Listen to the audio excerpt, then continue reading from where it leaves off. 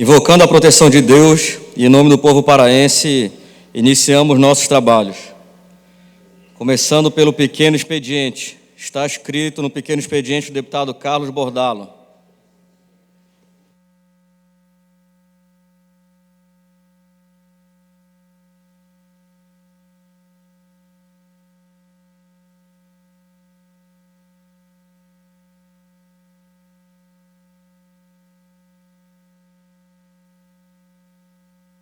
Senhor presidente, nobres pares,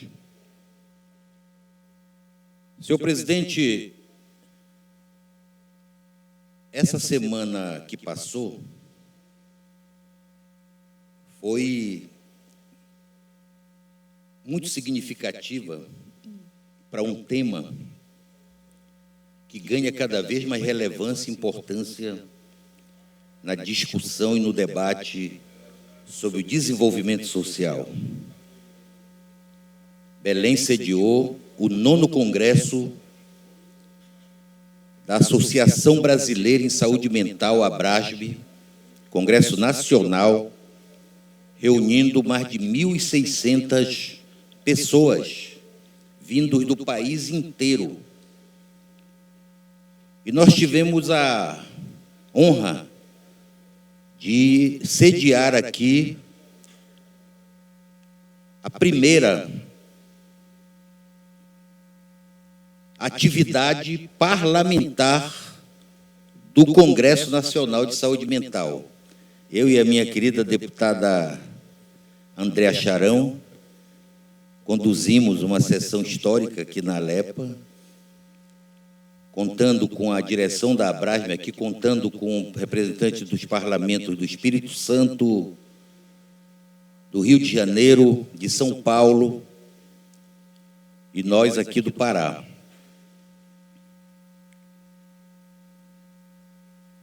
E eu quero agradecer, deputado Lute, o apoio essencial que a Assembleia Legislativa deu a esse Congresso.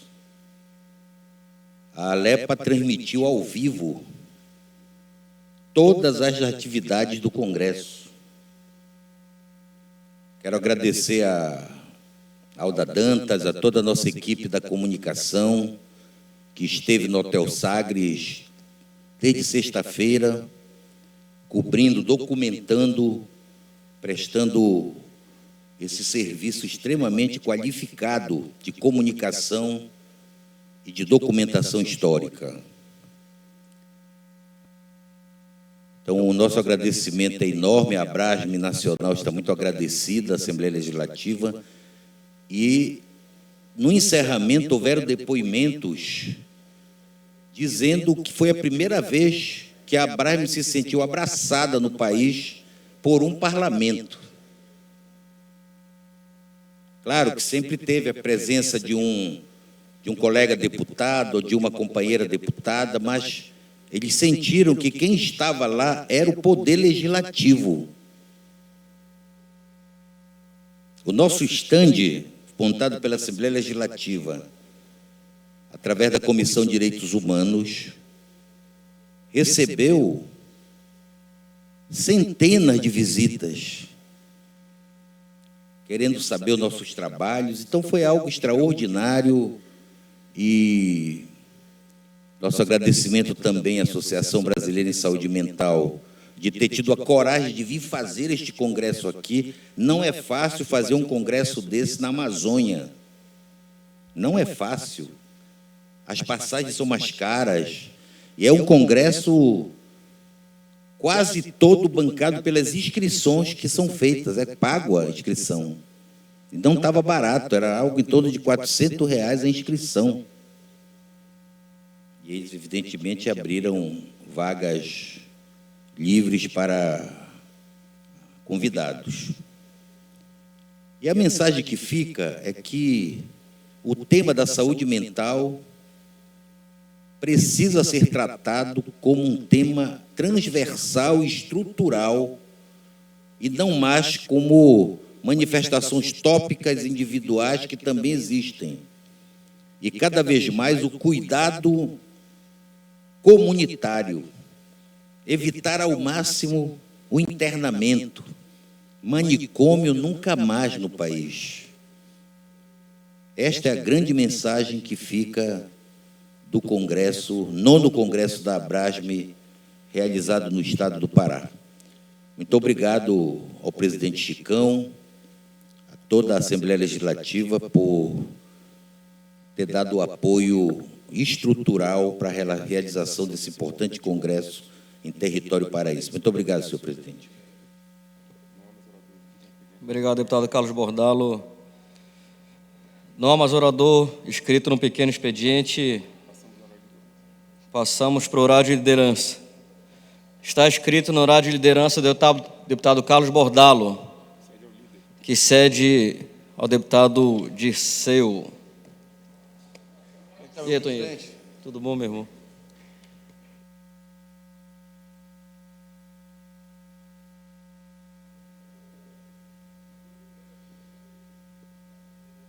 Bom dia, nobre presidente, deputado Lúcio Rebelo. Quero cumprimentar minhas colegas parlamentares, meus colegas deputados, servidores deste parlamento, a todas e todos que nos acompanham pelas galerias, pela TV Alepa, nossa rádio web Alepa. Quero aqui, neste horário de liderança, pela liderança do Partido dos Trabalhadores, falar do protagonismo que a Assembleia Legislativa do Estado do Pará exerceu na COP29, que ainda está acontecendo lá na cidade de Baku, no Azerbaijão. Eu acho que foi a primeira vez em que um parlamento teve um painel próprio durante o evento. Nós estávamos numa delegação de 16 parlamentares e conseguimos realizar um painel que mostrou aquilo que a Assembleia Legislativa tem feito em relação a legislações que estão indo ao encontro daquilo que o Pará tem feito em relação à agenda climática. Momento importante, tive a oportunidade de fazer uso da palavra, de falar um pouco da realidade da minha região, que é a região Carajás. Da mesma forma, a deputada Maria do Carmo pôde expor também a situação da região oeste do Pará, principalmente o que vem acontecendo nos últimos anos, situações preocupantes que dizem respeito à estiagem dos rios ali naquela região, que afetam pescadores, ribeirinhos. Então, parabenizar o deputado Chicão, que demonstra que a COP30, que vai ser realizada no Brasil e no Pará, não pode acontecer, deputado Bordalo, à margem de um protagonismo deste parlamento. Então é importante que a Assembleia Legislativa do Estado do Pará esteja numa posição de destaque na nossa COP, na COP da Amazônia, na COP que vai ser realizada aqui no estado do Pará. Ficamos felizes em ver o quanto que o Pará está avançando na política de RED+. Para quem não sabe, o Pará já assinou um acordo de R$1 bilhão de venda de sequestro de carbono. E o mais importante, esse recurso que vai ser pago o ano que vem, ele vai precisar de uma lei, deputado Eliel, que nós vamos ter que aprovar nessa casa e que vai tratar da distribuição desses recursos. O Pará ainda tem o potencial de poder arrecadar mais de 30 bilhões daquilo que ainda tem de ativo florestal. Mas o que foi mais interessante é que o Helder dividiu o painel com a presidenta de Gana. E Gana foi o primeiro país que efetivou o contrato de Rede Mais, que fez a venda do seu ativo, que recebeu o recurso e que utilizou o recurso. Portanto, nós pudemos ali compartilhar como Gana conseguiu proceder à utilização desses recursos, quais foram os acertos, quais foram os erros, e ficou um indicativo de uma agenda bilateral do governador Helder com a presidenta de Gana para aprofundar um pouco mais essa temática. Mas a gente sai com indicativos concretos e orientações no sentido de novos contratos e de uma lei que em breve virá para este parlamento e que vai definir a legalidade da distribuição desses recursos.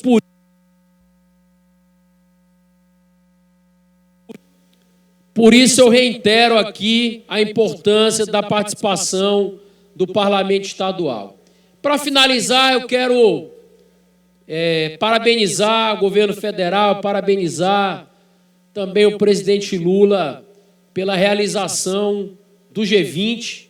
G20 está sendo um grande evento e nós estamos vivenciando também o G20 social, que traz uma participação concreta de entidades do terceiro setor, das juventudes, das mulheres, e faz com que seja um debate não só de chefes de Estado, mas um debate que perpassa também por outros atores importantes. O Brasil volta a ser destaque no mundo e ano que vem, além da COP30 no Brasil, nós vamos liderar também e presidir o evento do BRICS. Então é essa a posição que nós queremos do Brasil.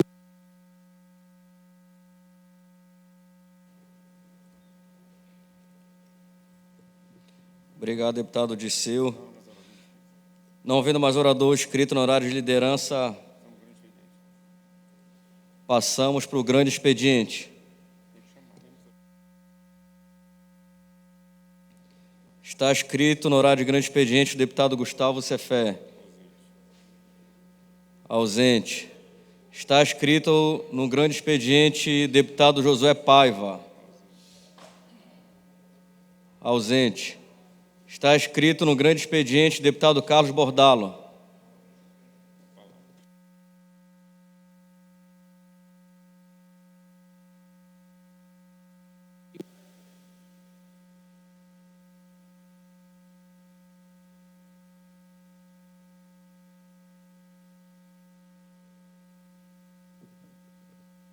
Senhor presidente, eu dou a conhecer moção que foi aprovada na sessão especial aqui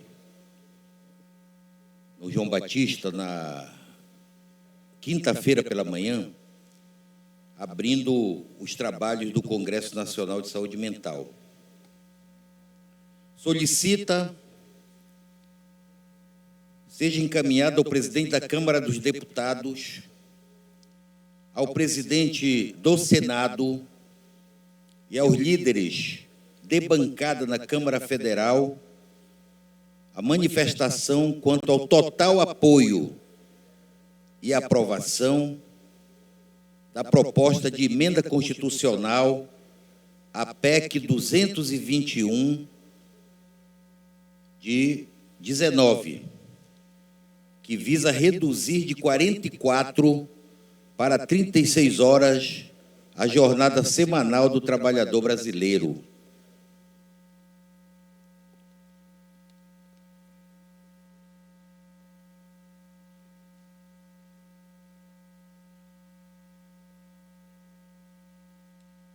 Todos sabemos que o mundo está passando por transformações na sua base de regulamentação do trabalho. Os países que já procederam a uma modernização das suas leis trabalhistas no que concerne à jornada de trabalho, apresentaram ganhos significativos do ponto de vista da dinamização produtiva e, ao mesmo tempo, resguardando seus trabalhadores. No debate sobre saúde mental, os dados que temos do mundo do trabalho sobre os impactos sobre os trabalhadores e as trabalhadoras brasileiras por causa dessa escala 6x1 são terríveis. São terríveis.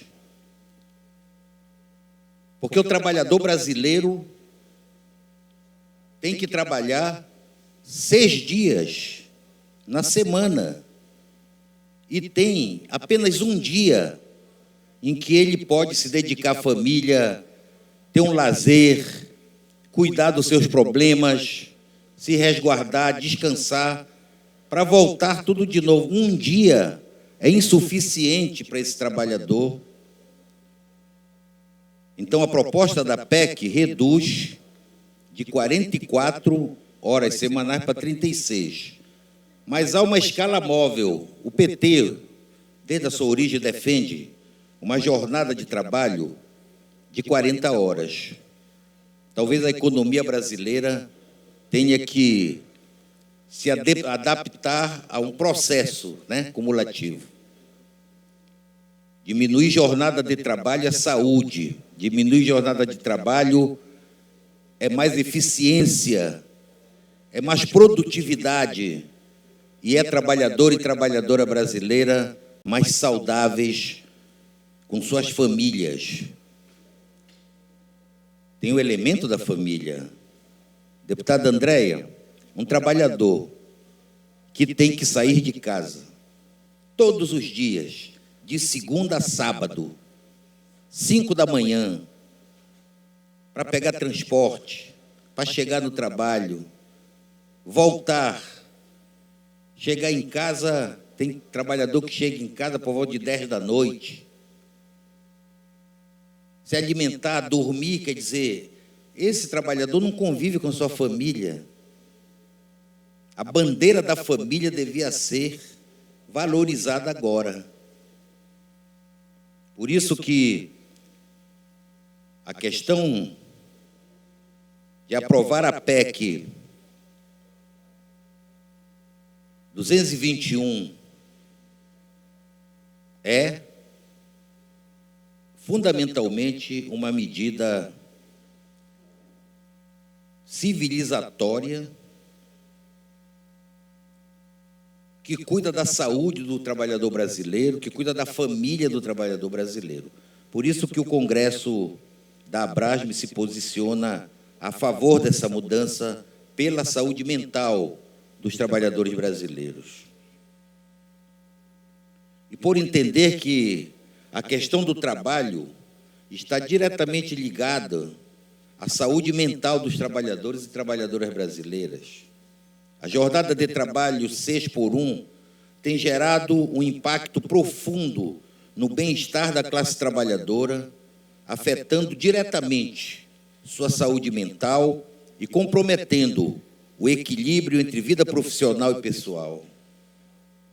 É fundamental que o Brasil siga a tendência mundial de revisitar essas práticas e adote uma jornada de trabalho mais humanizada, visando a preservação da saúde psicológica e emocional dos seus cidadãos e de suas cidadãs.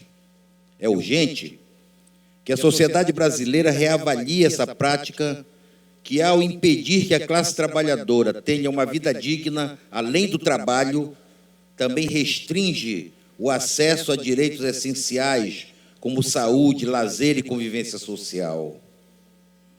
Essa jornada extremamente extenuante compromete não apenas o bem-estar social, mas também tem causado um sofrimento mental crescente às famílias brasileiras, promovendo adoecimentos emocionais e psicológicos que afetam a coletividade. Portanto, a sessão especial sobre saúde mental no Brasil, realizada na Assembleia Legislativa do Pará, por meio desta moção, reforça a sua posição contra a jornada 6x1 e se coloca ao lado de todos e todas que lutam por uma sociedade mais equilibrada, mais saudável, mais justa. E onde o bem-estar mental das pessoas seja prioridade. Não queremos uma sociedade marcada pelo adoecimento mental de seus cidadãos, mas sim uma nação que promova a qualidade de vida e a saúde integral de sua classe trabalhadora. Que seja dado conhecimento à Frente Parlamentar Nacional Mista da Saúde Mental, à Associação Brasileira de Saúde Mental, ao deputado federal Ayrton Faleiro, à deputada federal Juliana Cardoso, ao deputado estadual Flávio Serafini, do Rio de Janeiro, ao presidente da Frente Estadual de Luta Antimanicomial do Rio de Janeiro, à deputada estadual Camila Valadão, que preside a Frente Parlamentar em Defesa da Saúde Mental e da Luta Antimanicomial no Espírito Santo, ao Ministério Público do Estado do Pará, Conselho Federal de Psicologia, Conselho Regional de Psicologia do Pará e Amapá, ao Movimento de Luta Antimanicomial, à Universidade Estadual do Pará, à Universidade Federal do Oeste do Pará, à Fundação Fundação de Clínicas Gaspar Viana, ao Hospital Filoiola, à Câmara Municipal de Belém, à Secretaria de Justiça do Estado do Pará, à Secretaria de Igualdade Racial e Direitos Humanos ao Centro de Referência em Saúde do Trabalhador, à Secretaria de Estado de Saúde Pública e à Secretaria Municipal de Saúde assinam, os seus representantes que estavam assinam esta moção. Portanto, senhores deputados e senhoras deputadas, aprovar a mudança dessa escala 6x1 é imprescindível. Primeiro, pelos elementos já postos pela moção, que é evitar o adoecimento, que é cuidar do bem-estar das famílias brasileiras, da sua classe trabalhadora. E também porque poderá gerar novos milhões de empregos no país, consolidando assim essa etapa extremamente promissora da economia brasileira sob o comando do presidente Lula, que só esse ano já teve 5 vezes revisado o seu resultado e o último agora, dessa semana, já coloca um crescimento de quase 3,5% da economia brasileira em 2020.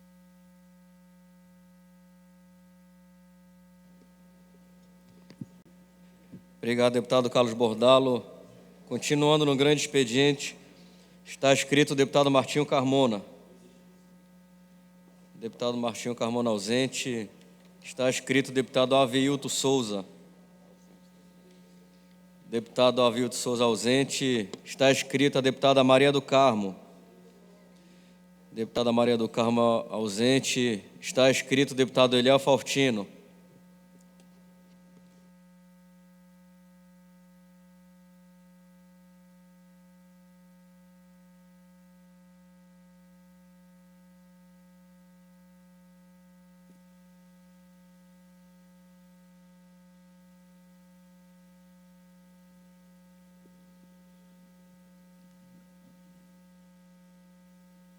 Excelentíssimo senhor presidente, deputado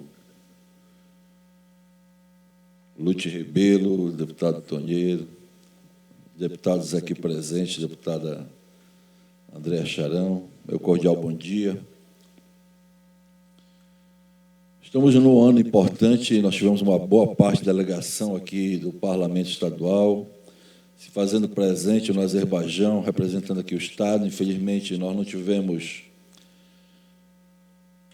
o tempo necessário para poder participar também, mas nós estamos acompanhando. E, como presidente da Comissão de Pesca, nós iremos tratar também sobre a importância da pesca dentro da COP30, que eu acho e vejo como necessário, deputado Lute, para que a gente possa alavancar também o setor de pesca e de aquicultura aqui dentro do estado do Pará.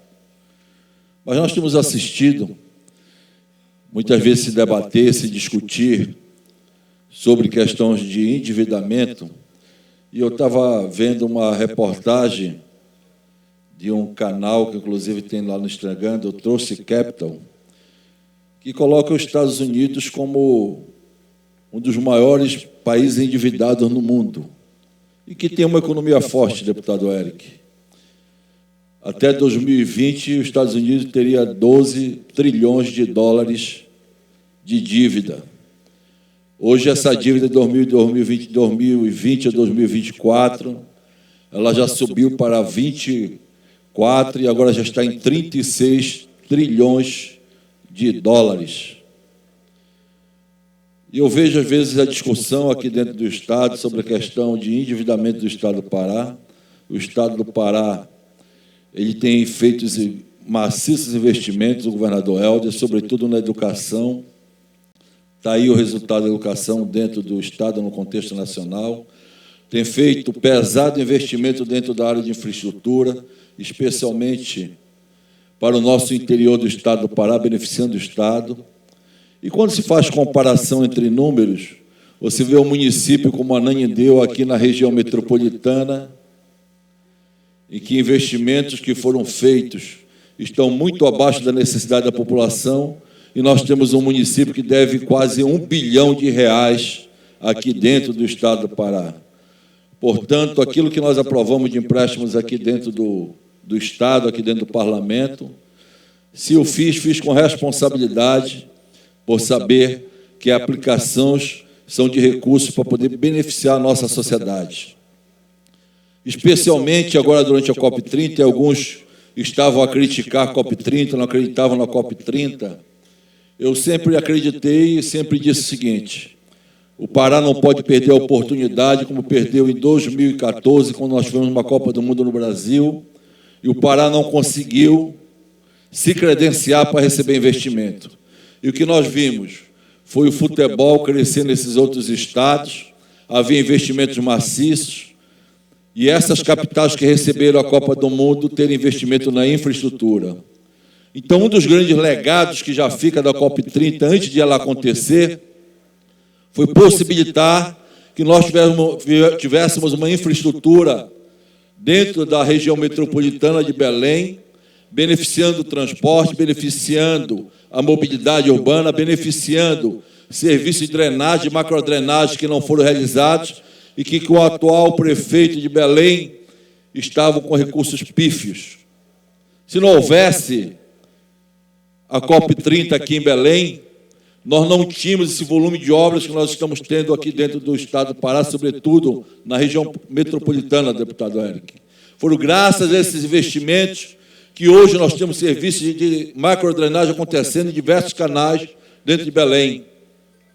E tem municípios que estão sabendo investir, trabalhar, como o município de Benevides, como o próprio município de Marituba, e Ananindeua ficando à parte disso porque preferiu uma questão político-pessoal, partidária, em detrimento do interesse da nossa sociedade, de fazer com que o município de Ananindeua também pudesse estar inserido dentro da COP30, que pudesse ser beneficiário dos investimentos que estão sendo feitos.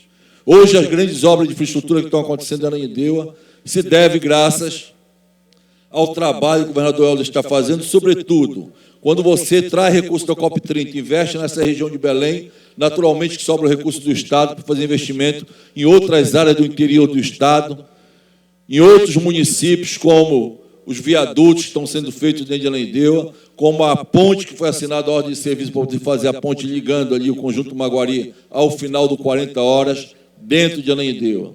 Portanto, é indiscutível o benefício da COP30 aqui para dentro do Estado do Pará.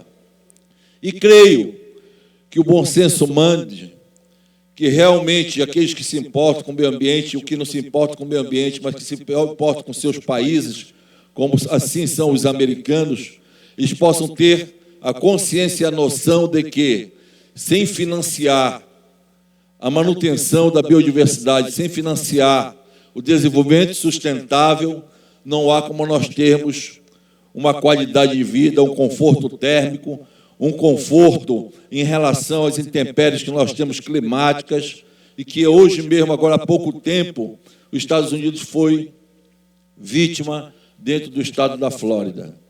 Então, não adianta se imaginar de que aquilo que está lá na Amazônia, que está ali na América do Sul, não afete a humanidade, não afete todo o bioma em relação, né, aos outros países, porque, na verdade, nós somos afetados só no bioma amazônico, mas também em relação a todas as outras consequências que nós temos.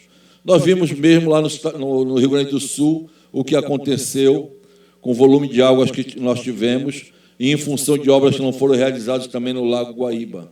Então, há necessidade de que essa discussão, independente da sua corrente doutrinária, político-partidária, ela tem que ultrapassar, ela tem que transcender a isso. Não é uma discussão de direita e de esquerda. Eu creio que, em qualquer circunstância, o setor produtivo tem que ser preservado. Sem produção não há riqueza, sem produção não há emprego, e sem riqueza e sem emprego não há uma sociedade que consiga se manter vivendo apenas à custa das benevolências por parte dos governos e só diante de bolsa. O bolsa é necessário, a Bolsa Família é muito necessária, sobretudo para que você possa trabalhar com as pessoas que vivem na extrema pobreza, que vivem abaixo da linha de pobreza. Mas não é possível que o Estado, que o país continue a manter esse status quo. É necessário que você passe disso para um bolsa empreendedor, que você passe disso para poder ascender até o emprego formal. Isso só vai ocorrer se nós tivermos também uma consciência, uma responsabilidade global de que o homem dentro da Amazônia precisa sobreviver. Quem trabalha no setor produtivo precisa continuar trabalhando e produzindo. Portanto, aqueles que já dizimaram com as suas florestas, dizimaram com os seus biomas, precisam ter a responsabilidade financeira, a responsabilidade pecuniária de financiar aquilo que quer se manter dentro dos outros países e que consideram como patrimônio da humanidade.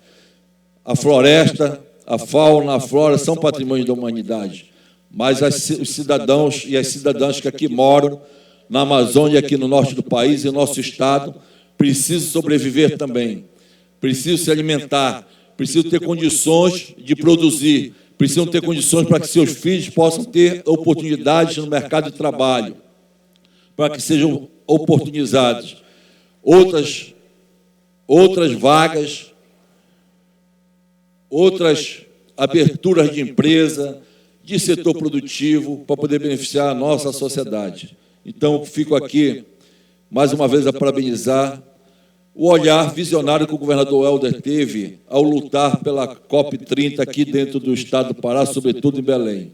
Sem essa COP30 e sem as obras que estão sendo realizadas aqui, nós ficaremos dependendo apenas do Caixa do Estado e dos recursos federais, fruto de emendas orçamentárias ou extra-orçamentárias, que são insuficientes para poder fazer face à demanda. De um Estado que tem uma energia elétrica alta, que produz energia, mas que não se beneficia tanto disso. De um Estado que produz minério e que muito pouco é dado em contrapartida àquilo que é explorado mineralmente. Portanto, eu parabenizo aqui a equipe do governador Helder, o trabalho que está sendo realizado, e que venha a COP30, e que venha com grande trabalho, que a gente possa trazer ainda mais resultados positivos, e nós que conseguimos voltar a inserir a Amazônia. Um minuto. Cenário nacional e internacional, para que a gente possa realmente ser visto, ouvido, que é fundamental dentro da sociedade. Obrigado. Obrigado, deputado Eliel. Continuando no grande expediente, está escrito o deputado Disseu.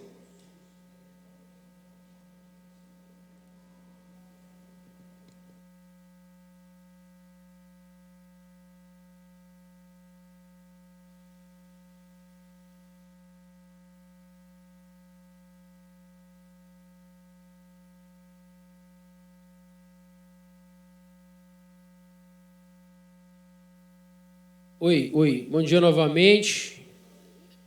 Gostaria, nesse horário de grande expediente, dar continuidade àquilo que já vinha abordando na minha fala no horário de lideranças e fazer uma fala também na linha daquilo que o deputado Eliel muito bem colocou aqui no seu pronunciamento. Eu acho que muito se tentou buscar outras formas de mitigar os impactos ambientais, mas no final chegou-se à conclusão que o caminho ele é financeiro.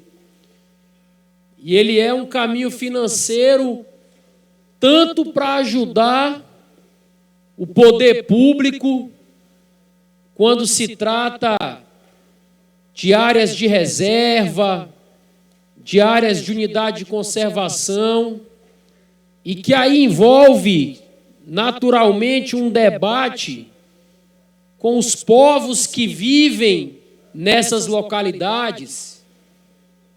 Nós temos que conversar com os seringueiros, com os extrativistas, com os ribeirinhos, com os quilombolas, com aqueles que estão em áreas de assentamento, para que do recurso recebido pelo poder público, eles também sejam beneficiários diretos.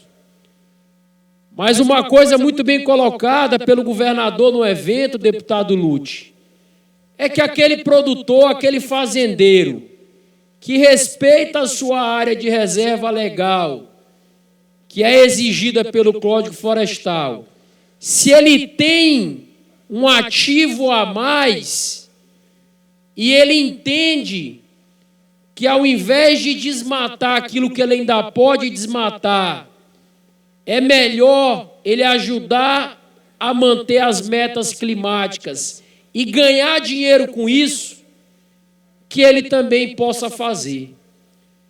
Então a gente vem chamando a atenção, principalmente das grandes potências. Muito se falou da ausência dos Estados Unidos e da China nesse debate, que são as duas grandes potências mundiais. E a gente tem que falar dessas grandes potências mundiais, porque essa turma se desenvolveu, viraram países de primeiro mundo, deputado Braz, num período da história em que não se falava de consciência ambiental. O Brasil vivia naquele período um momento muito embrionário do ponto de vista da formação da sua sociedade. A América do Sul toda foi colonizada por países europeus. Nós fomos colonizados por Portugal, o restante da América do Sul pela Espanha, que já estavam anos à frente da nossa realidade. Então, a Europa, a América do Norte, parte da Ásia, se desenvolve no período da história, e principalmente num período de industrialização, em períodos de reconstrução pós-guerra, que ninguém falava de consciência ambiental. Então saíram devastando tudo, saíram cortando tudo, e agora que todos nós sentimos os efeitos daquilo que eles fizeram no passado para chegar a esse patamar de primeiro mundo e de países ricos, agora os países em desenvolvimento precisam zelar dos seus recursos naturais para poder garantir o equilíbrio climático. Então, apesar do nosso nível de consciência, porque nós entendemos que um desequilíbrio climático, ele nos atinge, e aí ninguém aqui está fazendo projeção ou prospecção, todos nós acompanhamos o que aconteceu lá no Rio Grande do Sul, assim como a gente vem acompanhando, deputado Carmona, o que acontece em algumas regiões do estado do Pará, mas nós não podemos aceitar que essas grandes potências que enricaram num período de não consciência ambiental não paguem um preço pelo que nós temos que fazer hoje que é manter as nossas florestas em pé.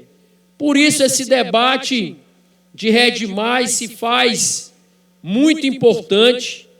Por isso que trazer essas grandes potências para essa discussão se faz muito importante. Porque não adianta o Donald Trump, eleito agora presidente dos Estados Unidos, dizer que ele vai blindar o país, dizer que ele vai fazer uma política nacionalista, dizer que ele vai extraditar os imigrantes e que ele vai se preocupar única e exclusivamente com a questão das empresas locais e da economia local. Mas nós sabemos que o problema climático mundial vai afetar inclusive eles. Então, de que adianta eles fugirem dessa discussão, se é uma discussão que eles, querendo ou não, vão ser atingidos? Está aí o que aconteceu mais recentemente na cidade de Valência, lá na Espanha. Então não adianta ter uma super mega economia, blindar o país, né, infringindo inclusive tratados internacionais humanitários no que diz respeito à questão dos imigrantes, mas se vierem grandes catástrofes, se vierem grandes tsunamis, se vierem grandes eventos climáticos nocivos, esses países não estarão blindados. Portanto, é necessário que eles, mais do que os demais, façam a sua parte, porque são países ricos e, volto a repetir, que se desenvolveram em períodos que não se falavam de consciência ambiental. Então, essa é uma tarefa de todos nós. A COP29 foi um evento maravilhoso, muito bem organizado, nos trouxe aprendizados. Eu fiquei encantado com o sistema de mobilidade urbana da cidade de Baku. Baku tem ônibus elétrico por toda a cidade e custando zero. Ninguém paga para andar nos ônibus elétricos na cidade de Baku. O metrô é pago e custa 50 centavos de maná, que é a moeda deles. Multiplicado por 3, que é o valor do real lá, dá 1,50 para você andar de metrô. O funicular, para você acessar as partes mais altas da cidade, custa 1 maná, ou seja, R$3. Então a gente percebe que é um país que compreendeu que mobilidade urbana e qualidade de vida está completamente interligado. Então não há como a gente pensar em bem viver, não há como a gente pensar numa sociedade com mais justiça social, sem a gente pensar também na questão da mobilidade urbana. E que bom que o Pará tem feito esse debate, que bom que Belém já recebeu alguns ônibus elétricos. Eu acho que cada vez mais esse debate é um debate da ordem do dia. Existe, inclusive, uma PEC em tramitação para a criação do Sistema Único de Mobilidade Urbana. Mais de 100 cidades no Brasil já adotam o projeto do Tarifa Zero, ou seja, ônibus de graça para a população, algo que eu, inclusive, propus como candidato a prefeito de Marabá, porque custa aproximadamente 2% do orçamento municipal, e se mais de 100 cidades já fizeram, por que Marabá também não poderia fazer? Então, acho que essa é uma discussão que a gente precisa fazer, e acho que Baku nos deixa grandes aprendizados. É claro que a gente não pode comparar a situação econômica, né, a realidade de lá com a realidade de cá, mas, de fato, saímos de lá com grandes lições. Obrigado, deputado Dirceu. Continuando no grande expediente, está escrito o deputado Martinho Carmona.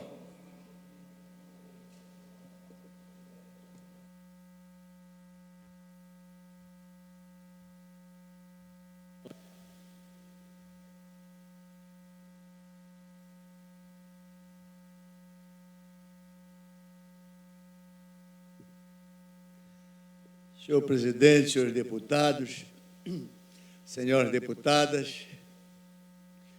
na manhã desta terça-feira estamos de plantão, de prontidão aqui, nesta casa, a fim de que a sociedade saiba que a democracia e o pleno exercício do parlamento está atuando de forma muito presente. Quero manifestar a nossa alegria pelos 51 anos que a Igreja do Evangelho Quadrangular comemorou no último dia 15 de novembro. Eu tenho certeza que em todos os municípios, hoje somos aproximadamente 3.200 portas abertas.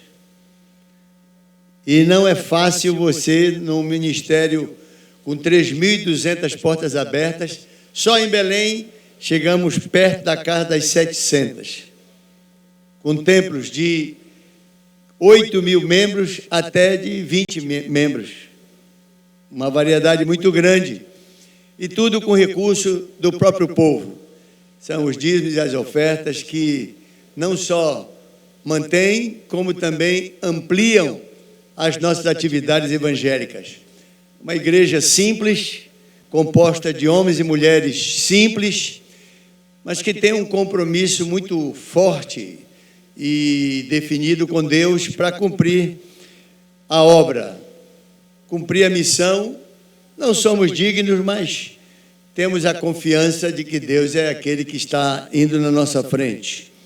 E sempre, naturalmente, oramos por esse parlamento, por todos os deputados, deputadas, os funcionários desta casa de um modo geral, e a sociedade que aqui vem sempre procurar este colo quente, porque todas as aspirações da sociedade, todas as suas aflições, normalmente desembocam aqui e manifesta muitas vezes aí na frente da igreja, aqui na frente do parlamento.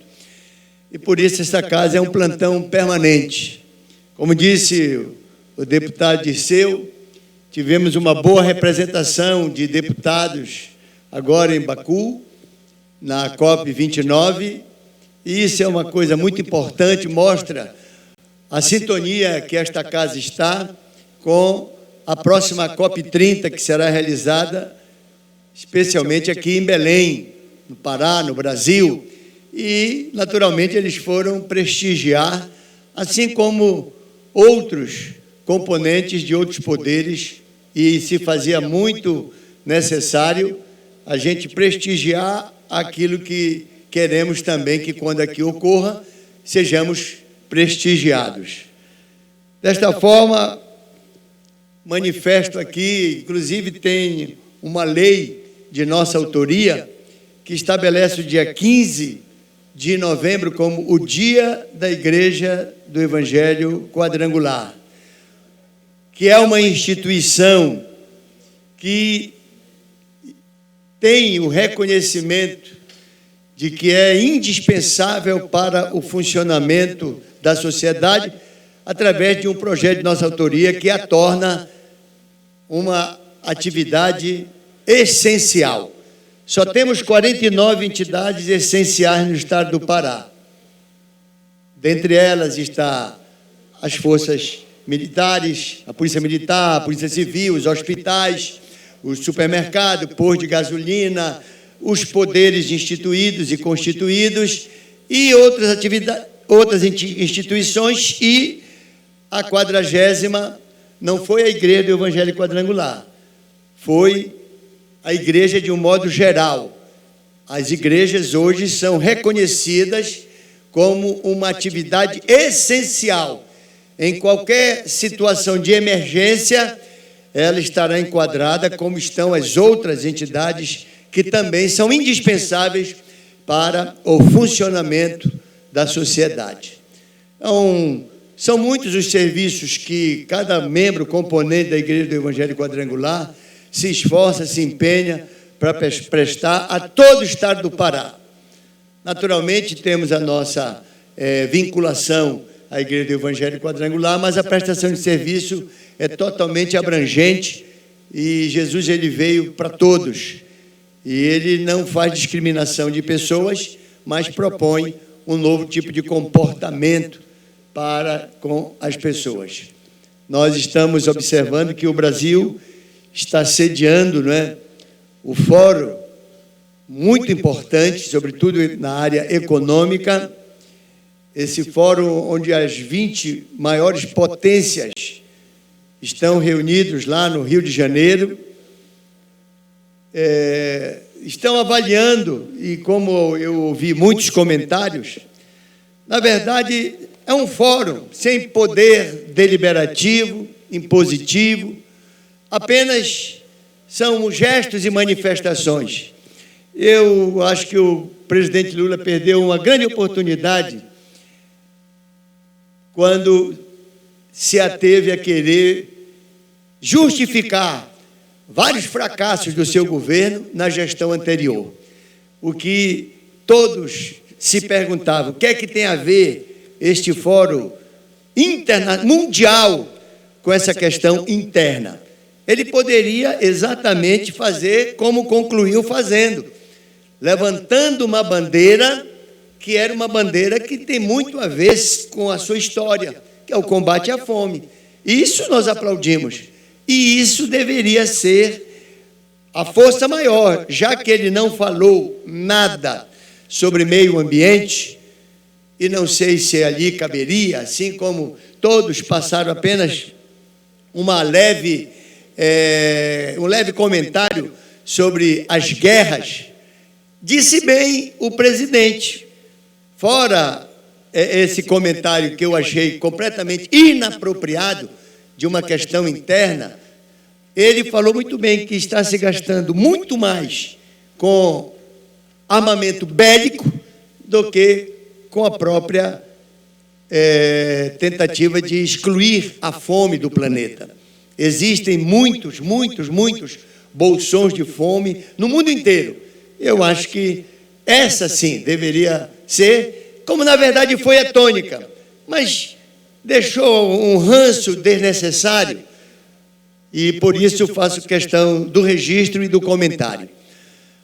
Mas creio que temos uma grande oportunidade, há quem diga que esta é a última oportunidade de uma reunião desse porte, desse nível. Você já imaginou reunir o presidente dos Estados Unidos, o presidente da China? É muita força, é muita potência. Então, não há de se perder uma oportunidade dessa. É verdade que o próximo presidente dos Estados Unidos já está batendo na porta com uma visão muito diferente do atual. Mas, de qualquer maneira, era o presidente dos Estados Unidos, da China, das grandes superpotências, e que tem realmente um papel indispensável na condução pacífica de todo o planeta Terra, de toda a civilização. Mas concluo apenas para manifestar, estou apresentando aqui um requerimento de reconhecimento pela prestação de serviço da Igreja do Evangelho Quadrangular ao longo desses 51 anos e render as homenagens ao fundador da igreja e ainda até hoje, com 80 anos, o pastor Josué Bentes, que é o líder da igreja e conduz com muita maestria, muita unção, muito amor, e é por isso que a igreja tem uma unidade extraordinária. Somos quase 5.000 pastores e mantemos a serenidade da nossa missão. Louvamos a Deus pelos 51 anos da Igreja do Evangelho Quadrangular em solo paraense. Bendito seja Deus. Muito obrigado. Obrigado, deputado Martinho Carmona. Não havendo mais oradores no grande expediente, iríamos passar para a ordem do dia, mas de acordo com o regimento interno da Casa, a gente precisa de pelo menos 21 deputados para passarmos para a ordem do dia. Sendo assim, deputado Martinho Carmona, a gente encerra a sessão. E nada mais havendo a tratar, convoco as senhoras e senhores deputados para a sessão ordinária do próximo dia 26 de novembro, a hora regimental, seguida de tantas quantas sessões extraordinárias forem necessárias para a deliberação da matéria em pauta, e declaro encerrada a presente sessão. Obrigado pela presença dos deputados.